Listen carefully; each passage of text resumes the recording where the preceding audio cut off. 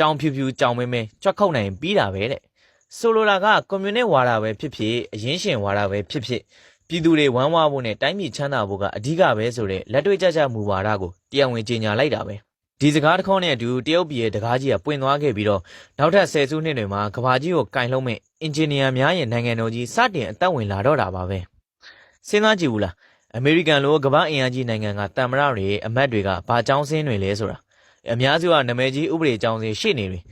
့နေတွေလွှမ်းမိုးထားတဲ့လူဖွဲ့စည်းဆိုတော့စကားပြောတာတော့ရေလေကောင်းတာပေါ့စီမင်းစည်းကမ်းတွေဥပဒေတွေနဲ့အမြဲတမ်းညှင်းခုန်နေကြပြဿနာတစ်ခုတက်ပြီဆိုရင်အရေးယူပိတ်ဆို့ဖို့လောက်ပဲခေါင်းထဲရှိတာလက်တွေ့မြေပြင်မှာတရားတစ်စင်းဆောက်ဖို့တော့အချင်းချင်းသဘောထားမတိုက်ဆိုင်ရင် project ကိုနှစ်ချီလာချီရက်ပြစ်တက်ကြတယ်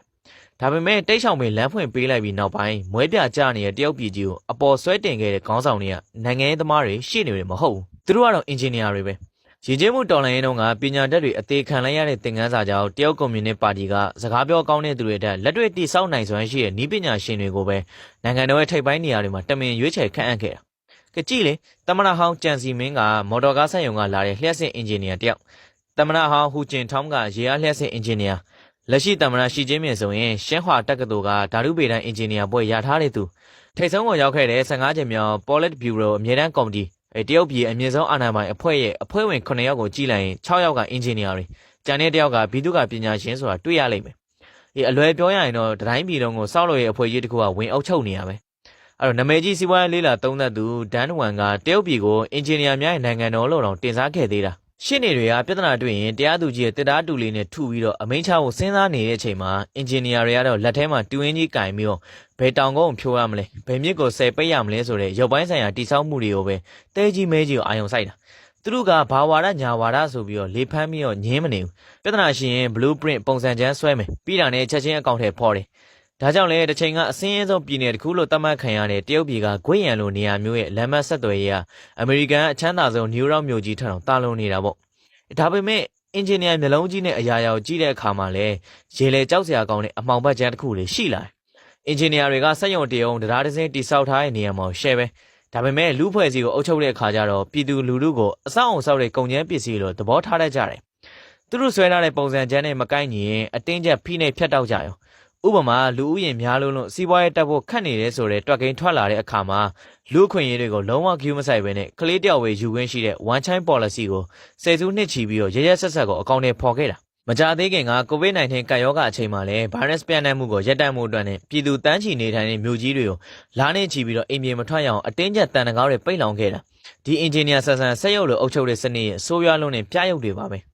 ဲဘလို့ပဲကြည့်ကြည့်ဒီအင်ဂျင်နီယာခေါင်းဆောင်တွေကတရုတ်ပြည်ကိုခေတ်မီနိုင်ငံတော်ကြီးတည်ဆောက်ဖို့ blueprint ကြီးကိုအောင်မြင်စွာရေးဆွဲနိုင်ခဲ့ကြပြီဒါပေမဲ့ပြဿနာကဘာပတ်စံမှမရှိတဲ့အတိုင်းပြည်မှာအဲ့ဒီလောက်ကြီးမားတဲ့ project ကြီးတည်ဆောက်ဖို့အရင်းအနှီးကိုသူတို့ဘယ်ကနေရမလဲနိုင်ငံတကာနိုင်ငံကိုတည်ဆောက်ဖို့ဆိုတာအင်ဂျင်နီယာတွေကစက်ကူပေါ်မှာ blueprint ဆွဲပေးရုံနဲ့ပြီးသွားတဲ့ကိစ္စတော့မဟုတ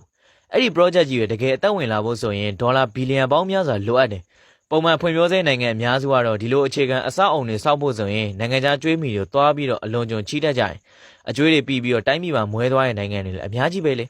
ဒါပေမဲ့တရုတ်ပြည်ကတော့အဲ့ဒီအချောင်လန်းကိုမလိုက်ခဲ့ဘူးသူတို့စီမှာပြည်တွင်းပြည့်ရှုပ်ဝက်လက်နက်ကြီးတစ်ခုရှိနေခဲ့အဲ့ဒါကတော့တရုတ်ပြည်သူတွေရဲ့ချွေးနှင်းစာပဲတရုတ်လူမျိုးတွေကကမ္ဘာပေါ်မှာငွေစုဆောင်းမှုနှုန်းအမြင့်ဆုံးလူမျိုးတွေလို့ပြောလို့ရတယ်ဘာကြောင့်လဲဆိုတော့အရင်ခေတ်တရုတ်ပြည်မှာအနောက်နိုင်ငံတွေလိုအစိုးရထောက်ပံ့တဲ့လူမှုဖူလုံရေးစနစ်တွေအခမဲ့ကျန်းမာရေးစောင့်ရှောက်မှုစနစ်တွေကလည်းရေလေကိုအားနေတာဒီတော့ပြည်သူတွေကငါဖျားနိုင်စေကမ်းပြဖို့ငါအသက်ကြီးလိုက်ထိုင်စားဖို့ဆိုပြီးတော့ရတဲ့ဝင်ငွေတွေထဲကနေအသေးအလဲကိုဖဲ့ပြီးတော့ဘဏ်တွေမှာငွေစုကြတော့တာပဲချမ်းသာတဲ့မျိုးပေါ်ကလူတွေရောဆင်းရဲတဲ့တောရွာလယ်သမားတွေပါမကြမ်းနိုင်ငံရေးဘဏ်တွေထဲမှာစုဆောင်းငွေတွေတောင်ပုံရာပုံဖြစ်နေခဲ့တာဒီလိုပုံနေတဲ့ပြည်သူတွေရဲ့ငွေတွေကိုတာမန်စီးပွားရေးဘဏ်တွေကတဆင့်အစိုးရကတိုက်ရိုက်ယူသုံးလို့မရဘူးအန်တွေများလုံးလို့ဒါကြောင့်ပဲ1994ခုနှစ်မှာတရုတ်အစိုးရကတရုတ်နိုင်ငံတော်ဖွံ့ဖြိုးရေးဘဏ် China Development Bank CDB ဆိုတော့တည်ထောင်လိုက်တယ်ဒီဘဏ်ကအမျက်ရှာတဲ့တာမန်ဘဏ်မဟုတ်နိုင်ငံတော်ရဲ့ project တွေကိုငွေထုတ်ပေးဖို့တည်တံ့ဖွဲ့စည်းထားတဲ့မူဝါဒရေးရာဘဏ်တစ်ခုပဲ